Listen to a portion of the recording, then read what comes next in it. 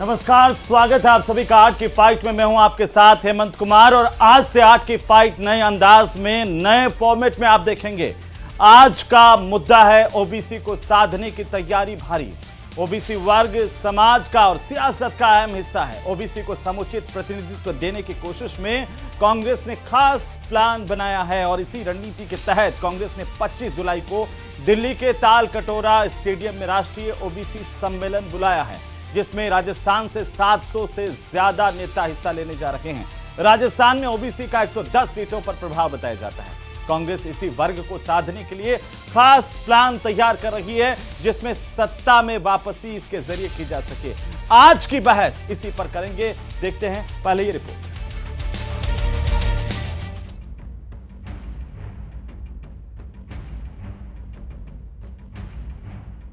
OBC वर्ग समाज का और सियासत का अहम हिस्सा है। ये बात सियासी दल अच्छे तरीके से जानते हैं। सत्ता और संगठन दोनों में ओबीसी को समुचित प्रतिनिधित्व देने की कोशिश में कांग्रेस ने खास प्लान बनाया है। इसी रणनीति के तहत कांग्रेस ने 25 जुलाई को दिल्ली के ताल कटोरा स्टेडियम में राष्ट्रीय ओबीसी सम्मेलन बुलाया है, जिसमें राजस्थान से ही 700 से ज्यादा नेता भाग लेने जा रहे हैं। लोगों में बड़ा जोश है। 25 तारीख को राजस्थान से लगभग 500 लोग दिल्ली जा रहे हैं। आंकड़ों के अनुसार राज्य में 60% से ज्यादा आबादी ओबीसी समुदाय की है। प्रदेश की 200 विधानसभा सीटों में से करीब 110 सीटों पर ओबीसी वर्ग निर्णायक भूमिका निभाता है। मैं चाहता हूं कि एससी एसटी ओबीसी को मालूम पड़े, मुख्य रूप से ओबीसी लोग, उनको पता नहीं राहुल गांधी जी जो बोल रहे हैं उसके फायदा हमें मिलेगा अमेरिका। ये कमेटी ओबीसी वर्ग की वंचित जातियों की पहचान कर उनके लिए सियासी भागीदारी की रिपोर्ट तैयार कर रही है। ये रिपोर्ट राहुल गांधी और मल्लिकार्जुन खड़गे को सौंपी जाएगी, जिसके बाद राज्यों में और शासन संगठन में समावेश सुनिश्चित किया जाएगा। जयपुर से न्यूज 18 राजस्थान के लिए अरबाज अहमद की रिपोर्ट। तो कांग्रेस पार्टी के खेमे की तरफ से ओबीसी को साधने की तैयारी की जा रही है और कहा जाता है कि सत्ता का रास्ता इधर से ही होकर के जाता है। और आज की चर्चा की शुरुआत करें उससे पहले आम जनता के सबसे महत्वपूर्ण सवालों पर नजर डालते हैं, जिनको आज हम डिस्कस करेंगे। और आज का सबसे पहला सवाल, कांग्रेस का ओबीसी दांव क्या जिताएगा चुनाव? क्योंकि कांग्रेस जिस तरीके से ओबीसी को फोकस कर रही है, क्या ये रास्ता चुनाव जितवाएगा? सवाल नंबर 2, संख्या बल से हिस्सेदारी कांग्रेस की सियासत भारी, इसको लेकर के भी हम सवाल पूछेंगे। और सवाल नंबर 3, कांग्रेस का दांव भारी, बीजेपी की इस पर क्या तैयारी? क्योंकि पिछले चुनाव में लगातार हमने देखा कि बीजेपी ने ओबीसी वोट बैंक को अपने पक्ष में किया, सत्ता का रास्ता हासिल किया।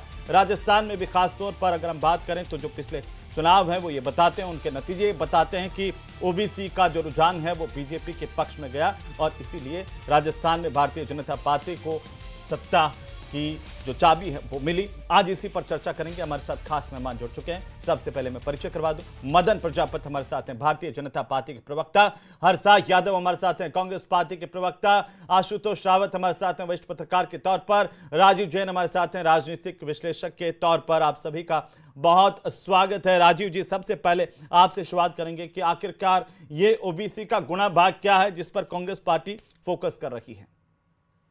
देखिए हेमंत, ये ओबीसी का गुणा भाग तो ये है कि ये सबसे बड़ी संख्या में है आबादी के हिसाब से, तो वोट बैंक भी सबसे ज्यादा है। लेकिन इसमें दिक्कत यही है कि ओबीसी कोई एक जाति नहीं है, ये एक वर्ग है। ओबीसी को क्लास के रूप में दिया है, इसमें विभिन्न जातियां हैं। लेकिन अब वो पार्टियां कांग्रेस जैसे कह रही है वंचित जातियों को दिया जाएगा समुचित प्रतिनिधित्व, तो मुझे लगता नहीं है। ओबीसी में भी जो ताकतवर जातीय समूह है वो ही सारा मतलब जो राजनीतिक फायदा है वो ले जाते हैं। तो अब ओबीसी के सम्मेलन करना, ये जो भी करना है, तो वो जो वंचित जातियां जो 1-2% के हिसाब से हैं, जो बहुत छोटी जातियों के में शामिल हैं ओबीसी में, तो उनको किस तरीके से प्रतिनिधित्व देंगी कांग्रेस या कोई भी पार्टी?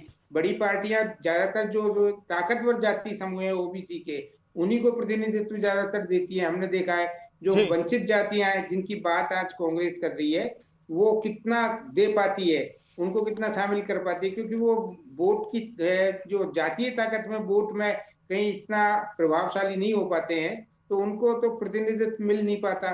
जो जैसा मैंने पहले भी कहा कि जो ताकतवर जातियां हैं उसमें हो जाती हैं। अब ओबीसी में भी दो है, एक मूल ओबीसी और एक जो बाद में जुड़ी ओबीसी की जातियां हैं, उनमें भी कहीं ना कहीं टकराव रहता है। जो अति पिछड़ा वर्ग है वो अपने आप को ये मानता है कि जो ओबीसी में जो ताकतवर जातियां शामिल हो गई, जिनकी संख्या भी ज्यादा है, तो ज्यादातर लाभ बोले जाते हैं, चाहे राजनीतिक तौर पे हो या और अन्य क्षेत्रों में भी जो लाभ की स्थितियां बनती है ओबीसी के लिए, जी तो वो एक जो प्रभावशाली समूह होता है, जातीय समूह होता है, वो ले जाता है। तो अब जो आवश्यकता है, भाजपा ने भी अपने जो प्रदेश अध्यक्ष हैं वो भी मूल ओबीसी से ले बना रखे हैं। कांग्रेस के भी जो प्रदेश अध्यक्ष हैं वो भी एक ओबीसी से है, वो बाद में जुड़ी ओबीसी से हैं।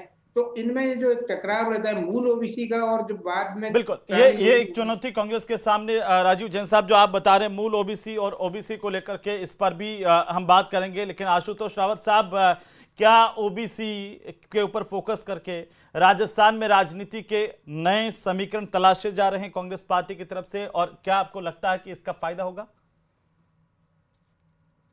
निश्चित तौर पर जिस तरह से ओबीसी का जो प्रतिनिधित्व है वो लगभग 50% के तरीके लगभग पूरे देश भर में माना जाता है, राजस्थान में भी इतना ही है, तो यह एक बड़ा वर्ग है। लेकिन यहाँ पर हेमंत, मुझे सबसे बड़ी जो चीज लगती है वो यह है, चाहे वो भारतीय जनता पार्टी हो या कांग्रेस हो, विधायक और एमपी का टिकटों के बंटवारे में तो चुनाव आयोग का तमाम तरह का हस्तक्षेप रहता है कि इतने प्रतिशत सीटें रिजर्व हैं। लेकिन अगर इन दोनों पार्टियों की राष्ट्रीय कार्यकारिणी की आप बात करें, जैसे कांग्रेस की अगर सीडब्ल्यूसी की बात करें, तो सीडब्ल्यूसी में अभी भी ओबीसी का जो प्रतिनिधित्व है वो 19-20% है, और अगर भारतीय जनता पार्टी की एनईसी की बात करें तो वहां भी प्रतिनिधित्व 20-25% के आसपास ही है। तो संवैधानिक प्रतिबद्धताओं की और मजबूरियों के चलते तो राजनीतिक दल ओबीसीओं को प्रतिनिधित्व दे रहे हैं, लेकिन क्या वो वाकई सिर्फ चेहरे के तौर पर, क्या आपने पार्टी का राष्ट्रीय अध्यक्ष ओबीसी बना दिया, आपने प्रदेश अध्यक्ष ओबीसी बना दिया, क्या आप वाकई ओबीसी के साथ न्याय करना चाहते हैं? यह भी एक ऐसा सवाल है जिसके बारे में कांग्रेस को शायद सोचना चाहिए, क्योंकि बड़े चेहरे तो आपने ओबीसी से लिए हुए हैं, लेकिन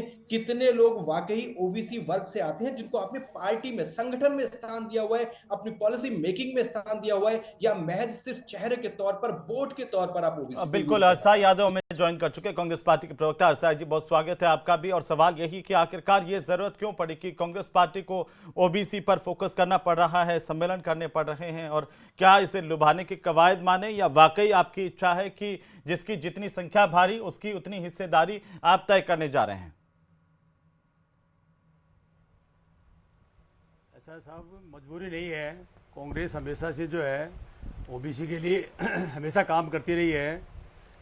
राज्य के अंदर पहले भी हमारे चाहे मुख्यमंत्री हो, पूर्व मुख्यमंत्री हो, आज भी जो प्रदेश अध्यक्ष हैं सभी हमारे ओबीसी वर्ग से हैं। कांग्रेस ने पहले 1992 के अंदर भी निकायों के अंदर आरक्षण देकर के कार्य किया था, और वर्तमान समय के अंदर जिस प्रकार से राहुल गांधी जी ने पूरे देश के अंदर एक मुहिम चलाई थी जातीय जनगणना की, उसी के दबाव में आकर के सरकार को झुकना पड़ा और जातीय जनगणना की घोषणा करनी पड़ी। क्योंकि ये जो जातीय जनगणना का मुद्दा पूरे देश के अंदर जहाँ जहाँ भी हमारी सरकारें थी, हमने जातीय जनगणना आरंभ करवाई, उसी के दबाव में आकर के आज सरकार ने इसकी घोषणा करनी पड़ी। ये उसके लिए अच्छी बात है। अब आगे इसको लागू किया जाए, और जातीय जनगणना घोषणा हो गई पर इनको क्रियान्वित की जाए, जातियों की जो संख्या है उसको जनता के सामने दिखाया जाए, ताकि सबको ये मालूम रहे कि जिस प्रकार से एक नारा है, जिसकी जितनी संख्या भारी उतनी उसकी हिस्सेदारी, इसी के तहत ये कार्य किया जाएगा आगे। तो हर्षा जी, आपसे ये पूछा जाएगा ना कि जब आप सत्ता में थे तब क्या इसी के तहत काम किया गया था?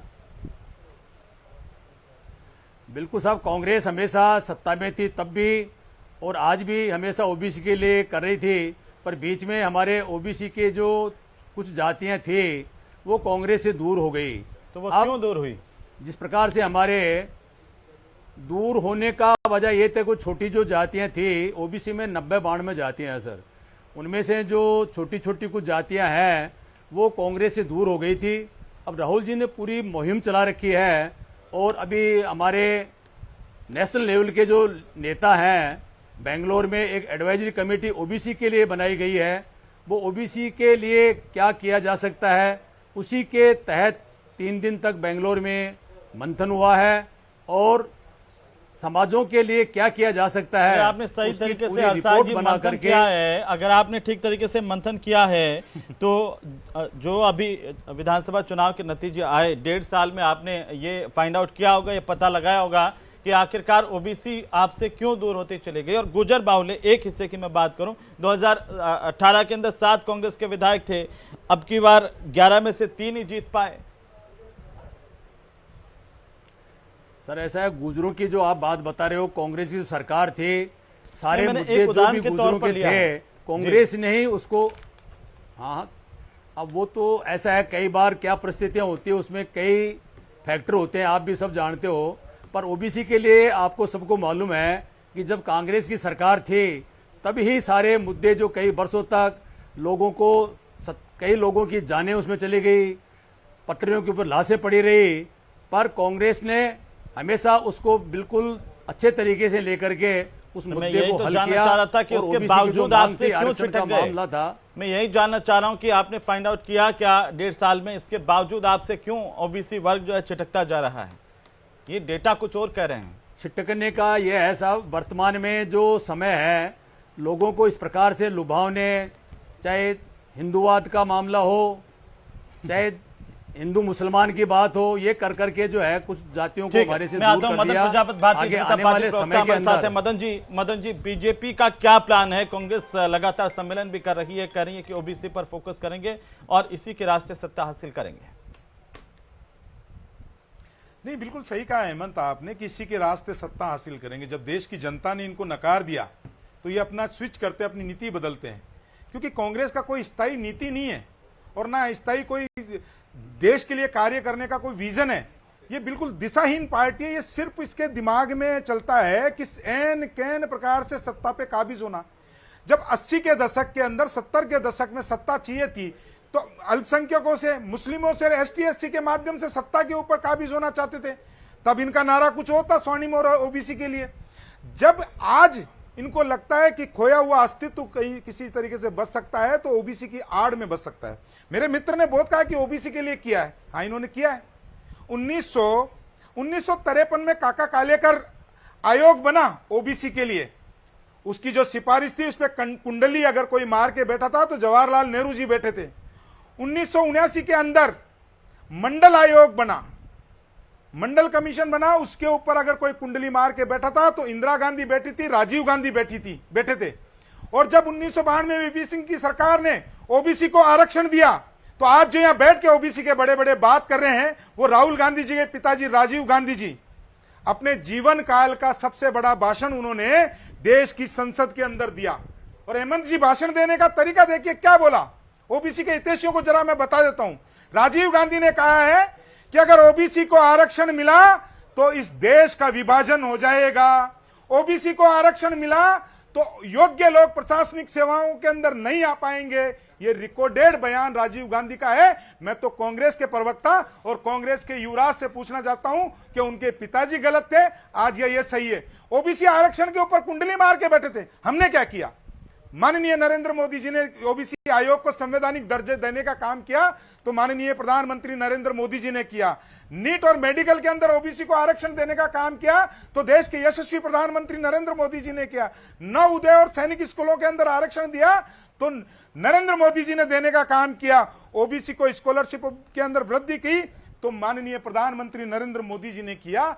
ये इनका नारा था। किसी टाइम इंदिरा गांधी कहती थी ना जात पे ना पात पे। आज ये जात और पात, धर्म और युद्ध। अभी आपने कांग्रेस के प्रवक्ता को सुना नहीं। ये जब भी करते हैं डिबेट तो उसमें हिंदू मुस्लिम का एंगल ले आते हैं। ये कहते हैं ये डराने की राजनीति जो करते थे ये पहले, इन्होंने ता जिंदगी मुस्लिमों को डराया कि आपका बुरा हो जाएगा, बीजेपी आपको निपटा देगी। तो देश को और जातियों को डरा के और राज करने की अगर किसी की कोशिश करते हैं तो कांग्रेस करती है। लेकिन मैं यादव जी आपको एक चीज बताता हूं, ये देश बदल गया है। अब टेक्नोलॉजी का जमाना है, इसके अंदर सब पारदर्शिता है। मेरे मित्र मेरे को सिर्फ इतना सा जवाब दे दे कि 1952 में काका कालेकर को लागू क्यों नहीं होने दिया। आज 1900 मंडल आयोग को 1969 में लागू होने देते तो आज हमारे ओबीसी के भाई आईएएस होते, आरपीएस होते, आज किसी ना किसी जगह चीफ सेक्रेटरी ठीक है, बन के हर्षाज जी। बैठे होते। हर्षाज ओबीसी जी से बोलिए। घृणा करने वाली अगर कोई पार्टी है तो कांग्रेस है। हर्षाज एक जी, चीज और क्या पूछ सिर्फ लीजिएगा कांग्रेस हर्षाज जी से। पार्टी, क्या सिर्फ कांग्रेस पार्टी सत्ता हथियाने के लिए आपस में जातियों को लड़ा करके उनको अलग अलग फोकस करने का काम कर रही है? आरोप बीजेपी हमेशा से लगाती रही है आप पर। ऐसा है साहब, कांग्रेस कभी भी जातियों को लड़ाने का कार्य नहीं करती है। कांग्रेस हमेशा 36 जात को साथ लेकर के, हर समुदाय को साथ लेकर के, हमेशा दो चीज भाईचारे पूछ से, लीजिए, प्रेम से जो है कांग्रेस के, मैं कार्य टोकता नहीं करना चाहती हूं, है। दो चीज पूछ लीजिए। या तो इंदिरा गांधी जी के टाइम पे नारा दिया गया था ना जात पे ना पात पे, वो उस टाइम इंदिरा गांधी गलत थी क्या? या राजीव गांधी ने संसद में बयान दिया कि ओबीसी को आरक्षण देने से अयोग्य लोग प्रशासनिक सेवाओं में आ जाएंगे, तो राजीव गांधी गलत थे क्या? तीसरी चीज, इन्होंने ओबीसी को, या जवाहरलाल नेहरू ने ओबीसी जो काका कालेकर है उसको आयोग की सिफारिशों को लागू क्यों नहीं करने दिया? उस टाइम के जवाहरलाल नेहरू गलत थे यार, आज राहुल गांधी सही है। ये तीन चीज पूछिए और 5 कार्य इनकी सरकार में आजादी के बाद से लेके सबसे ज्यादा राज करने वाले 5 कार्य ओबीसी के लिए गिनवा दे। वो जवाब दे रहे हैं। ऐसा साहब, बीजेपी के पास कोई विजन नहीं है, काम नहीं है, कार्य गिनवाइए। इनका मैंने जो सवाल पूछा उसका सीधा जवाब दीजिए, इधर उधर नहीं, इधर उधर नहीं, सीधा जवाब। मैं सीधा जवाब दे रहा हूं हमेशा जो है। नेहरू से सीधा जवाब, इंदिरा गांधी, राजीव गांधी और उसके बाद 5 कार्य, इन 4-5 शब्दों का सीधा जवाब दीजिए यादव जी। आज आप भी ओबीसी से आते हैं, मैं भी ओबीसी से आता हूं। इस समाज को जानना चाहिए कि कौन जाति की राजनीति कर रहा है और कौन सत्ता हथियाने के लिए जो अतकंडे अपना रहा है और असलियत में फायदा क्या है। मैं 5 कार्य गिनवाए, आप भी 5 कार्य गिनवाइए। ऐसा साहब, मेरे जो साथी बता रहे हैं, हमेशा ये नेहरू जी, इंदिरा जी 30-40 साल पुरानी, 70 साल 100 साल पुरानी बातें हमेशा करते रहेंगे। वर्तमान के ऊपर कोई न आज तो गलत बात मान रहे हो करते ना? हैं और नेहरू को गलत मान रहे हैं। हर्षाज जी, नेहरू ने जो किया हर्षाज जी, ओबीसी आप के लिए बता वो दीजिए गलत भाई, किया। मंडल कमीशन, ऐसा है, मंडल नेहरू जी कमीशन ने की देश रिपोर्ट को जो किसने है, लागू नेहरू की जी थी? ने ओबीसी के साथ में, नेहरू जी, ऐसा है बता मेरे दीजिए ना। साथी, नेहरू जी ने देश में जो मंडल सुई नहीं कमीशन बनती की थी, रिपोर्ट देश को किसने आज लागू साथ में की? पहुंचा ओबीसी दिया। को आरक्षण किसने दिया? वो ये पूछ रहे हैं। मंडल कमीशन की जब रिपोर्ट लागू की थी उस समय भी कोई बीजेपी ने तो लागू नहीं की भाई, बीजेपी ने लागू बीजेपी की है। के समर्थन से वीपी सिंह की सरकार थी वीपी और सिंह जी ने राजीव गांधी लागू ने की कहा है। था ओबीसी को आरक्षण दिया तो अयोग्य लोग सेवा में, सिविल सर्विसेज में आ जाएंगे। रिकॉर्डेड संसद का बयान है और मैं उसकी प्रतिलिपि भी लेके आया हूं, मैं बता सकता हूं कौन से नंबर के ऊपर है।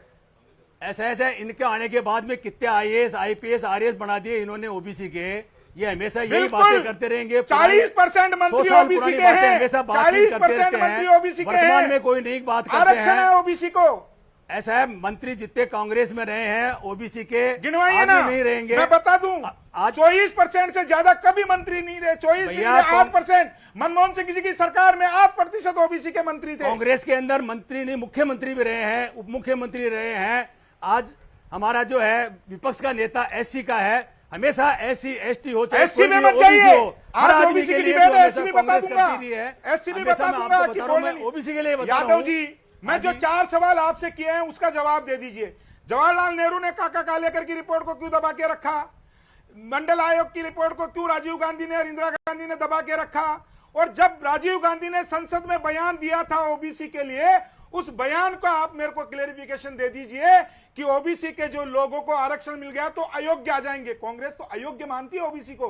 आज सत्ता की प्राप्ति के लिए अलग है, क्योंकि संघर्ष कर रहे हैं 14 साल से सत्ता के लिए, 10-11 साल से सत्ता से दूर नहीं रह सकते। इसीलिए आपका विजन और आपकी नीति बदलती है। इसीलिए आपकी आज आप माइनॉरिटी को छोड़ के, एसटी एससी को छोड़ के ओबीसी पे जा रहे हैं। क्यों जा रहे हैं? और तीसरी चीज, एक और जवाब दीजिए, 2011 के अंदर आपने सर्वे करवाया था जातिगत का, क्यों नहीं उसके आंकड़े सार्वजनिक किए? ठीक, आप एक और जवाब दीजिए।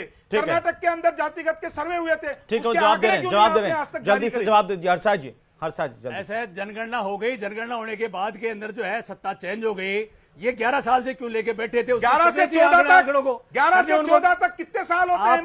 आपको किसने रोक रखा था? जनगणना हो गई, सरकारी रिकॉर्ड है, 1931। अरे यादव जी, मैं आंकड़ों को जारी किए। आपको मैं आप बताता कुछ हूं, नहीं करना चाहते, सिर्फ 1931 खाली तक बातें जातिगत करते हैं, जनगणना इसके होती अलावा थी। कुछ नहीं करते। नेहरू ने आपको जवाब दे जातिगत रहा हूं। जनगणना बंद करवाई है। नेहरू के बाद में जाति जनगणना हुई है भैया। होती थी। नेहरू आप जी के बाद बताइए, में जाति जनगणना हुई है। 1931 में किसने राजीव बंद करवाई जैन जातिगत साहब, जनगणना? राजीव जैन साहब, क्या वाकई कांग्रेस की मंशा ओबीसी का भला करने की है या सिर्फ सत्ता का रास्ता यहाँ से होकर के जाता है, इसलिए फोकस है? राजीव जैन साहब, और जो तमाम सवाल उठ रहे हैं कांग्रेस पार्टी पर, उनका जवाब भी क्या कांग्रेस को देना चाहिए?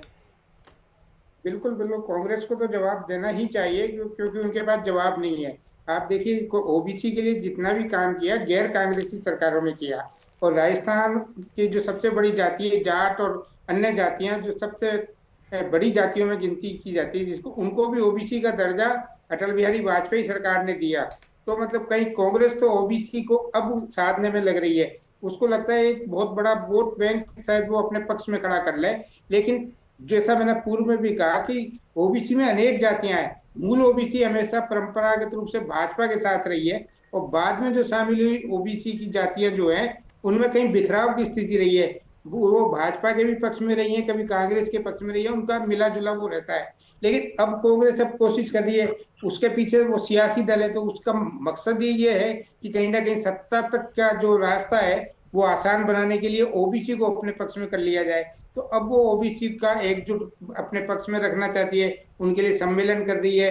लेकिन जो पूरा रोड मैप है वो यादव जी भी अभी तक नहीं बता पा रहे कि आने वाले समय में जो, जैसे वो कह रहे हैं जिसकी जितनी संख्या उतनी उसकी हिस्सेदारी, तो ओबीसी में अलग अलग जो जातियां हैं वो उसमें जिनकी सबसे ज्यादा संख्या वाली जातियां हैं, जैसे कि मैंने कहा कि वो ताकतवर जातियों के रूप में भी जानी जाती हैं, तो सारा चीज तो वो ले जाएंगी। बाकी जो वंचित जैसे जातियां अगर हैं, आपने प्रदेशाध्यक्ष भी एक ही जाति से ओबीसी में बना दिया और महिला आयोग के प्रदेशाध्यक्ष भी उसी जाति से बना दिया, बाकी और पदों पर भी, तो एक आपका कहने का मतलब है कि ओबीसी में भी अगर एक जाति का ही प्रभाव रहेगा तो बाकी जातियों का क्या होगा? हरसाई जी इस पर कोई टिप्पणी करना चाहते हैं? जो राजीव जैन साहब सवाल उठा रहे हैं। सर, ये जो चल रहा है इस समय मंथन ओबीसी के बारे में और जो जनगणना की बात हो रही है वो इसीलिए हो रही है क्योंकि योजनाएं बनती है हर समाज की उसके जाति जनगणना के आधार पर, चाहे नीति आयोग हो, हर योजना जो बनती है देश के अंदर उसी आधार पर बनती है। खाली एक ही चीज़ नहीं, हर विकास की जो योजनाएं बनती है जातियों के आधार पर बनती है। और रही बात आप कह रहे हैं भाई जितनी भी जाटों को आरक्षण दिया, तो आज आरक्षण देने के बाद में क्या किया इन्होंने? हमेशा कभी भी जो है आज जाटों का जितना कांग्रेस के अंदर प्रतिनिधित्व रहा है, चाहे मंत्री रहो चाहे अन्य संगठन पदों के ऊपर रहा हो, हमेशा अभी मैं एक करके गिनाने लगूंगा कि कांग्रेस के अंदर जितना रहा है, जो आजादी के बाद से कांग्रेस के साथ जाटों के बड़े घराने थे वो तो लगातार टूट के बीजेपी की तरफ चले गए, एक के बाद एक। देखिए मिर्धा परिवार देख लीजिए, क्यों जा रहे हैं? नहीं, ऐसी कोई बात नहीं साहब। जाति आजकल जाने का एक ही मंत्र है साहब बीजेपी के अंदर। कोई भी जो बड़े नेता हैं उनके अंदर ईडी का, आईटी का, आप कह रहे हैं मदन जी डर के मारे, अगर आपसे ऐसे नहीं होता तो आप ईडी का, सीबीआई का डर दिखाते हो, चले जाते हैं तो वॉशिंग मशीन से वो लोग धुल जाते हैं। करोड़ों रुपए के जिनके ईडी के, इनकम टैक्स के जो घोटाले और जो होते हैं आज पूरे देश के अंदर, जितने लोगों के अंदर भी जो है बड़े बड़े जो है उनको। मैं जवाब दे दूं हेमंत, मैं जवाब देता हूं। अभी ये कह रहे थे जिसकी जितनी संख्या उसकी, जिसका जितनी संख्या उसका उतना हिस्सा। आज इन्होंने नारा बदला है। इंदिरा जी के टाइम पे कहते थे ना जात पे ना पात पे, इंदिरा जी की बात पे मोर लो। ये कितना दोहरा चरित्र है इनका, जो क्रिकेट के जैसे रंग बदलते हैं। दूसरा, आपने कहा कि जाटों के लिए कह रहे थे कि जाटों के लिए इन्होंने बहुत किया। परसराम मदेरना और शीशराम ओला, इनके नाम पे उनके मैनिफेस्टो के चित्र थे 1998 में चुनाव लड़ा जब, और क्या किया, कौन से आशय पे पहुंचाया मिर्धा परिवार को, शीशराम ओला को कौन से आशय पे पहुंचाया, क्या स्थिति? आशुतोष जी 10 सेकंड, क्या चुनौतियां हैं इसमें कांग्रेस के सामने? क्योंकि लगातार देखिए एक दूसरे पर आरोप प्रत्यारोप से इतर देखें कोशिश है।